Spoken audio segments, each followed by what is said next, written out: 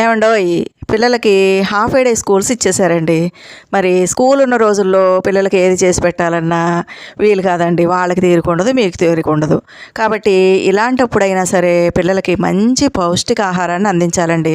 ముఖ్యంగా మన పాతకాలం మన అమ్మమ్మలు నానమ్మలు వండినటువంటి ఆహార పదార్థాలని తప్పనిసరిగా వాళ్ళకి వండి మరీ తినిపించాలి. వాళ్ళని బలంగా ఆరోగ్యంగా తయారు చేయాలి. ఇది తల్లుల బాధ్యత అండి. ఇకపోతే ఈ లడ్డూల ప్రత్యేకత ఏంటంటే, పూర్వం ఎవరైనా చనిపోతే ఆ చనిపోయిన వాళ్ళ నోట్లో ఈ లడ్డూల్లో ఉపయోగించినటువంటి దినుసుల్ని నోట్లో వేసి నారాయణ నారాయణ నారాయణ అని 3 సార్లు అనేవారంటండి. అంతే. ఆ శరీరంలో ఎక్కడైనా కొస ప్రాణం ఉంటే టక్కున లేచి కూర్చునేవారంటండి.